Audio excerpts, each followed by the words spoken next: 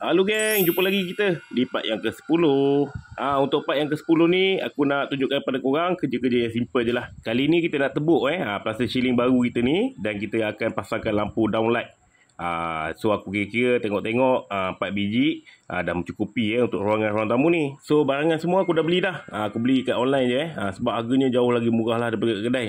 So aku beli ni lampu warna hitam tu, lampu downlight, ni LED street light dengan kipas. Kipas 2 biji kan. Satu untuk orang tamu dan satu lagi untuk orang makan lah. Untuk video kali ni aku tunjukkan korang kita nak pasang lampu downlight sahaja So first kali ni kita nak tebuk lubang lah. Tebuk lubang ni kita kena marking dulu.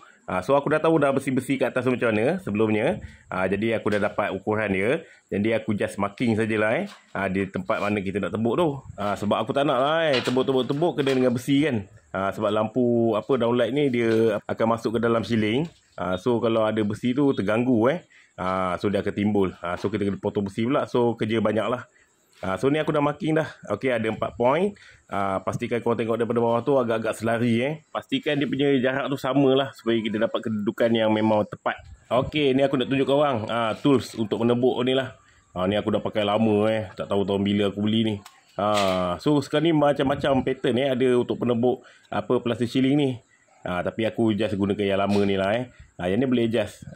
Boleh adjust lah berapa inci kita nak. Kat ruang tamu ni aku nak pakai downlight saiz 6 inci. So kita kena tebuk 6 inci lah lubang dia. Ataupun 150 mm ataupun 15 cm lah So adjust lah benda ni.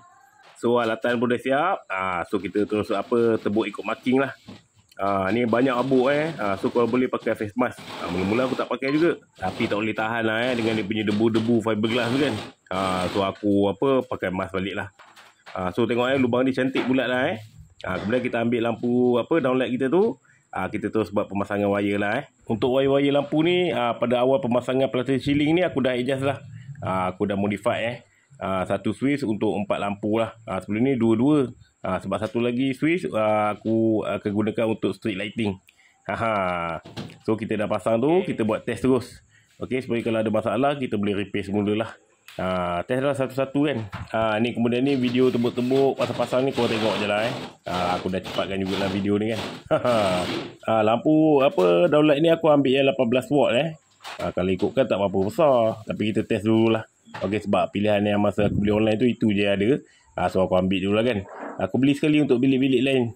Sebab dia masih pakai downlight yang old school punya. So aku nak tukarkan semua lah kepada yang modern sikit. Aku ada jugalah beli downlight yang timbul sikit, yang dia punya casing tu warna hitam kan. Tu untuk hiasan lah. Nanti kalau sempat dalam video ni aku tunjukkan sekali. Okey, kalau video ni tak begitu panjang aku masukkan sekali lah. Peringatan untuk korang kalau korang ada nak buat kerja tebuk-tebuk plaster ceiling ni, korang boleh tengok abuk dia. Okey, dah mata salji kan. Itu bukan habuk biasa Habuk tu ada getian kaca ataupun fiberglass. Yang ni memang sangat-sangat berbahaya lah. Kalau terutamanya kalau ada budak-budak kat rumah, pastikan minta dia orang keluar dulu kalau nak buat. Sebab dia akan menyebabkan rasa sakit sebab fiberglass yang halus tu dia menyucuk-nyucuk kat kulit kita tu. So kita rasa tak selesa dan sakit lah bila bersentuhan tu kan. Kalau dia rasa macam aku rasa tak tahan kan, apatah lagi budak-budak. Mesti dia orang tak boleh tidur malamnya So kesian kat budak-budak lah. Sebab tu aku decide sebelum aku masuk rumah ni aku kena siapkan dulu. Okey, plaster ceiling, pemasangan downlight. Okey, benda-benda yang kotor dan membahaya supaya anak-anak aku tak terlibat lah dalam proses ubah suai rumah ni. Ini pun baju-baju, seluar-seluar semua yang aku pakai, semua aku kena buang Jangan sekali-sekali basuh bersama baju-baju ahli family kita yang lain. Alhamdulillah geng. Ni yang keempat pun hidup dengan jaya ni So wiring tak ada masalah lah. So untuk part yang ke-10 ni aku rasa cukup lah untuk pemasangan 4 biji lampu downlight ni. Kalau korang nak tengok lagi apa yang aku buat untuk next video, okey, jangan lupa follow dan tunggu next video.